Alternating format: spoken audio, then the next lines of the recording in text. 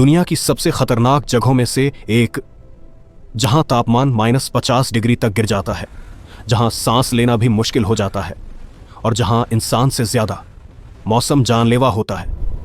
यही है सियाचिन ग्लेशियर। लेकिन सवाल यह है, इतनी खतरनाक जगह पर आखिर भारत और पाकिस्तान क्यों लड़ रहे थे और कैसे?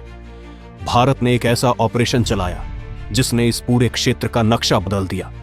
यह कहानी है ऑपरेशन मेघदूत की। सियाचिन दुनिया का सबसे ऊंचा युद्ध क्षेत्र। यह ग्लेशियर कराकोरम पर्वत श्रृंखला में स्थित है और इसकी ऊंचाई लगभग 20,000 फीट तक जाती है। लेकिन 1947 के बाद जब भारत और पाकिस्तान के बीच नियंत्रण रेखा तय की गई तो एक जगह पर आकर यह लाइन अधूरी रह गई, NJ 9842। इसके बाद लिखा था thence north to the glaciers, यानी आगे की सीमा स्पष्ट रूप से तय नहीं की गई। और यही गलती आगे चलकर एक बड़े संघर्ष की वजह बनी। सियाचिन सिर्फ बर्फ का एक टुकड़ा नहीं है, ये एक रणनीतिक क्षेत्र है। अगर कोई देश इस पर कब्जा कर ले तो वह पूरे कराकोरम क्षेत्र को कंट्रोल कर सकता है और खासकर भारत, पाकिस्तान और चीन के बीच के इलाकों पर नजर रख सकता है। 1970 के दशक में पाकिस्तान ने इस क्षेत्र पर अपना दावा मजबूत करना शुरू किया। विदेशी पर्वतारोहियों को परमिट देना और दुनिया को यह दिखाना कि सियाचिन उनका हिस्सा है। भारत के लिए यह एक चेतावनी थी, लेकिन असली खतरा अभी बाकी था। 1980 के दशक की शुरुआत में भारत को एक खुफिया जानकारी मिली कि पाकिस्तान सियाचिन पर कब्जा करने की तैयारी कर रहा है। उन्होंने ठंड में इस्तेमाल होने वाले कपड़े और उपकरण बड़ी मात्रा में ऑर्डर किए थे। इसका मतलब साफ था, पाकिस्तान जल्द ही इस ग्लेशियर पर कब्जा करने वाला था। अगर ऐसा हो जाता तो भारत के लिए यह एक बड़ा रणनीतिक नुकसान होता। और यहीं से शुरू हुआ एक गुप्त मिशन। भारतीय सेना ने फैसला किया कि उन्हें पाकिस्तान से पहले सियाचिन पर कब्जा करना होगा। लेकिन यह आसान नहीं था। -50 डिग्री तापमान, बर्फीले तूफान, ऑक्सीजन की कमी, यह सब किसी भी मिशन को लगभग असंभव बना देता था। लेकिन फिर भी भारतीय सेना ने एक ऐसा प्लान बनाया जो इतिहास में हमेशा के लिए दर्ज हो गया। यह सिर्फ एक ऑपरेशन नहीं था, यह एक दौड़ थी। भारत और पाकिस्तान के बीच जो पहले पहुंचेगा वही इस ग्लेशियर का मालिक होगा। और आगे जो हुआ उसने इस युद्ध को दुनिया का सबसे अनोखा युद्ध बना दिया। अप्रैल 1984 भारतीय सेना ने एक गुप्त मिशन लॉन्च किया जिसका नाम था ऑपरेशन मेघदूत। यह सिर्फ एक ऑपरेशन नहीं था, यह एक रेस थी भारत और पाकिस्तान के बीच। जो पहले सियाचिन की ऊंचाइयों तक पहुंचेगा वही इस युद्ध को जीतेगा। इस मिशन की योजना बेहद गुप्त रखी गई। भारतीय सेना ने चुने अपने सबसे बहादुर और प्रशिक्षित सैनिक, जिन्हें ऊंचाई पर लड़ने का अनुभव था। लेकिन असली चुनौती दुश्मन नहीं था बल्कि प्रकृति थी। -50 डिग्री तापमान, बर्फीले तूफान और ऑक्सीजन की कमी हर कदम मौत के करीब ले जाता था। 13 अप्रैल 1984 भारतीय वायुसेना के हेलीकॉप्टर सियाचिन की ओर उड़ान भरते हैं। यह दुनिया के सबसे खतरनाक उड़ानों में से एक थी, क्योंकि इतनी ऊंचाई पर हेलीकॉप्टर उड़ाना लगभग असंभव होता है। हवा पतली होती है, इंजन कमजोर पड़ जाते हैं।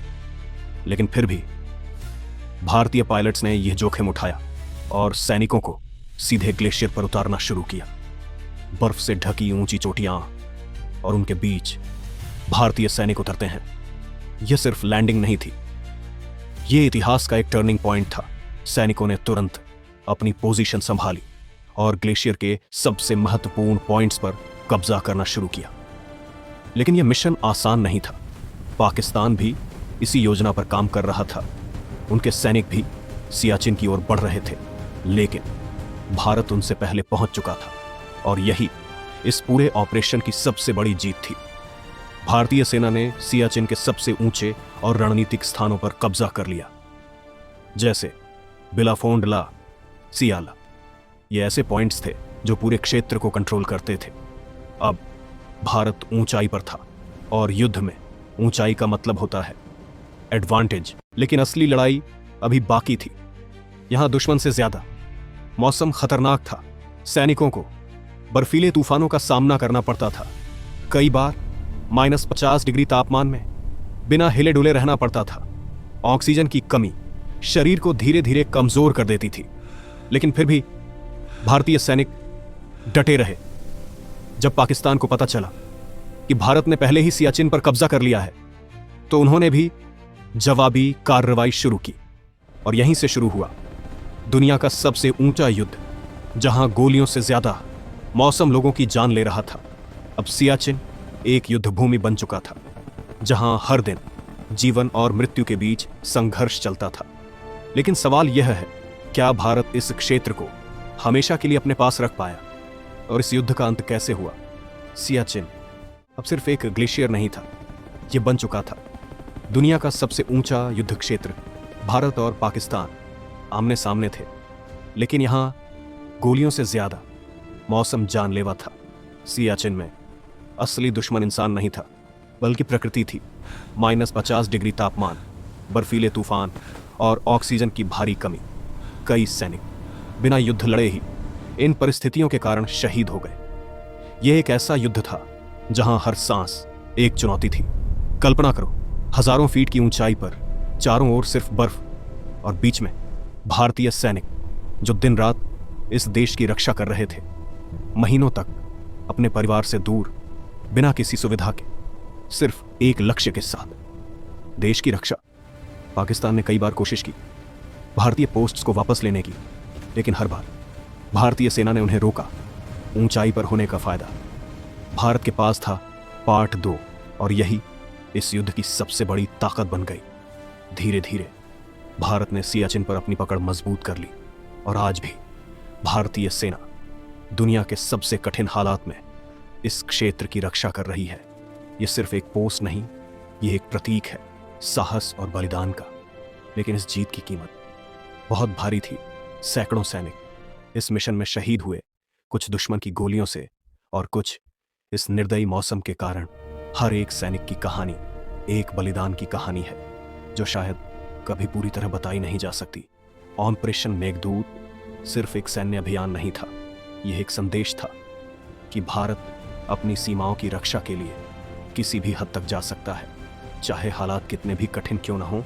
आज सियाचिन ग्लेशियर भारत के नियंत्रण में है, लेकिन वहां की हर बर्फ की परत उन सैनिकों की गवाही देती है जिन्होंने इस देश के लिए सब कुछ त्याग दिया।